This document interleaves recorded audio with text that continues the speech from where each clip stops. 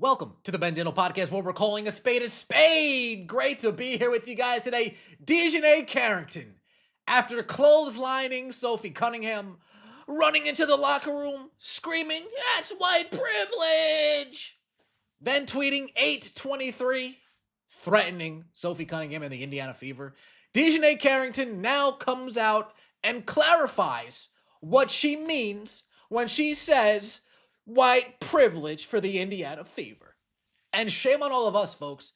Dijonai Carrington is incredibly smart. She went to school on an athletic scholarship. She went to Baylor. She went to Stanford. Dijonai Carrington majored in African American studies. Dijonai Carrington, far smarter than all of us. Far smarter than many of you. Many of you, I'm sure, went to university, went to school. Far smart. She's smarter than everybody.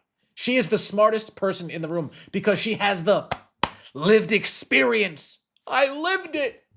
You guys might have studied it, but I lived it. I'm a victim. Wah. Let's get into it, shall we? We also have Stephanie, Methany, crackhead, allegedly, white, coming out and doing what she does best, refusing to defend her players, doing what she does best, saying all of the wrong things. Let's get into it, shall we? Like the video, hype the video, let me know your thoughts in the comment section below, and subscribe to the channel. That would mean so much to me. This is what prompted Dijonai Carrington to respond to. Dijonai Carrington was watching Twitter, plotting her moment. When's the perfect time to jump in? What's the perfect clip that I'm going to jump in and talk? This one right here. This one that has CDS saying, "Fuck off, you're a pussy." Let's take a listen, shall we? Dijonai Carrington made a basketball play, and the refs made a basketball ruling. So can we Was that a basketball play? Acho? Come on, dog.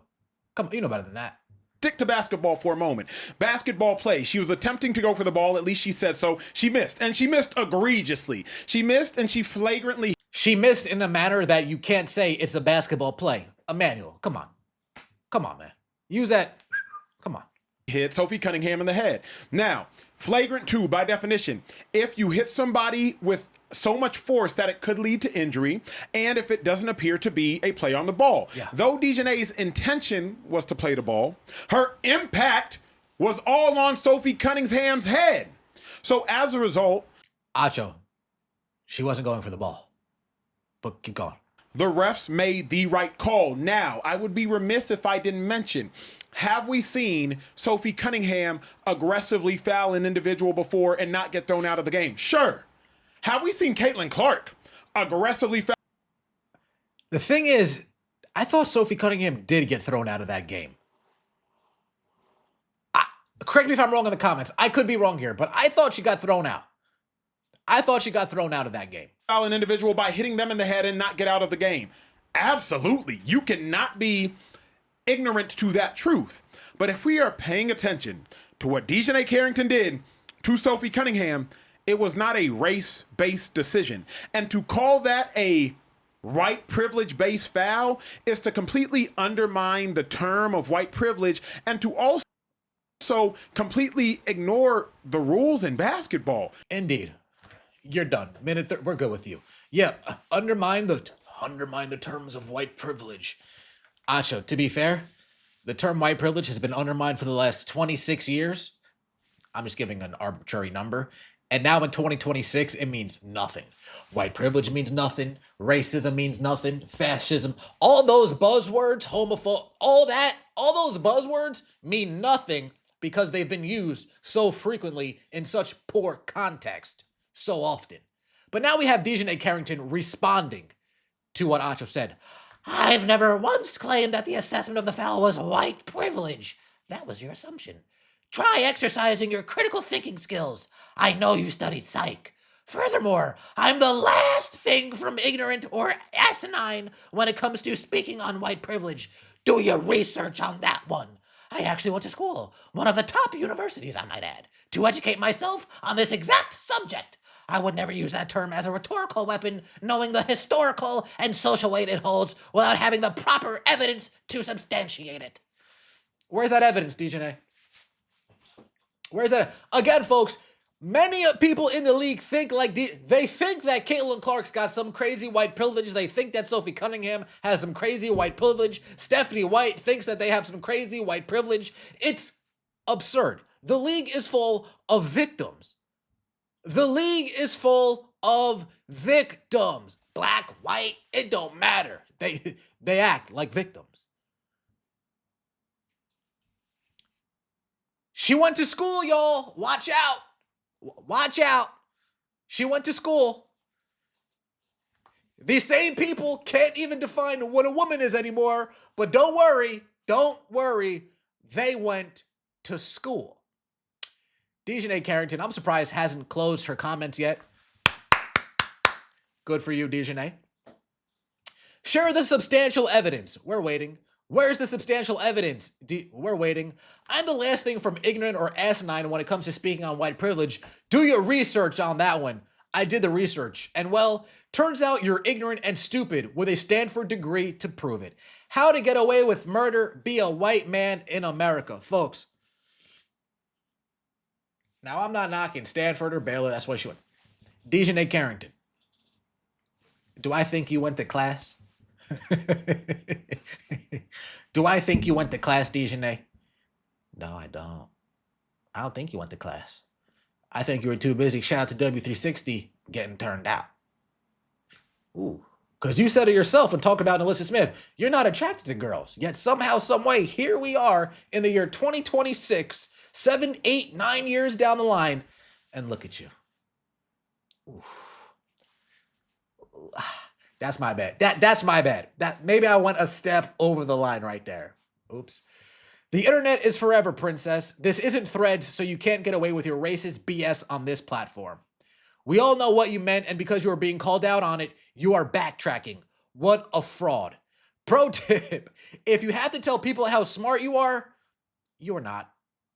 Oof. Retard finder, let me ask you this.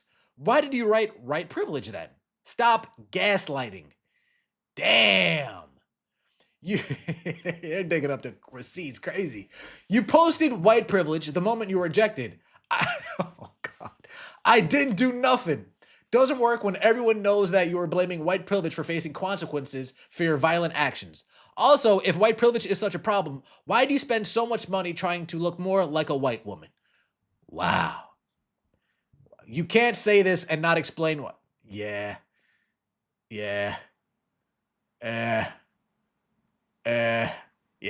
Nasty work. Now we have Stephanie White. I just can't stand this woman, man. We're to that point. I don't want to look at her. I don't want to hear her. I don't even want to know that she's I don't even want to know that she's on the court in a game that I'm watching. That's where I'm at with Stephanie White. Let's take a listen to hear what she has to say, shall we? Yeah, I mean, look, we're not going to ever minimize it. Nothing that any one of us does is ever going to be, we're going to please everyone all the time. I hope that the biggest thing that we learn is how to be responsive instead of reactive. In certain situations, I think it's really easy, and especially for young people or for those who aren't in it every day, to react to everything that happens. It's also dangerous, to react to everything that happens. But I think just from a humanistic perspective and life lesson perspective, I think our group does a really good job of responding. I think our group does a really good job of pouring into one another, of keeping the main thing. Do you believe any of this bullshit? They said the same thing last year, but lo and behold, last year, DeWanna Bonner, not happy. Brianna Turner, not happy. Sydney Colson, not happy to the point to where she's taking a shot at Sophie Cunningham. I don't give a damn how much you want to try to make it seem like the locker room gets together. I'm not buying that shit one bit. It's quite weird. Shout out to the Pope for pointing this out. It's quite weird. Once Maisha Hines-Allen goes face to face with DeWanna Bonner, her minutes slowly go down. Once Raven Johnson standing right next to Misha Hines-Allen, while it's all going down, her minutes slowly go down. Sophie Cunningham comes out, says what she did. Now, for some reason, she's not getting nearly as many shot attempts as she was before. And I'm supposed to believe that this locker room is all kumbaya? Yeah. Of understanding that there are a lot of folks out there who want to divide us. That there are a lot of folks. You guys do a good job dividing yourself. Mentally weak. Out there who want to create more challenges for us, and in our locker room we do a really good job of keeping that outside the locker room, and pulling for. Are you taking shots at Sophie? Are you taking shots at Sophie Cunningham? One another. I mean, you guys see it. The vibes are always pretty good in here. Not buying it. Not buying it. Not buying the vibes. Not buying the vibes when I see clips of Ty Harris couldn't give a shit about Caitlin Clark's triple-double. Not buying it. Not buying it when I see Brianne January not excited about Caitlin Clark winning Player of the Week. Not buying it. Not buying it at all. Sorry. Maybe the old 40,000 mouth jewelers who used to eat this league up, maybe they buy it.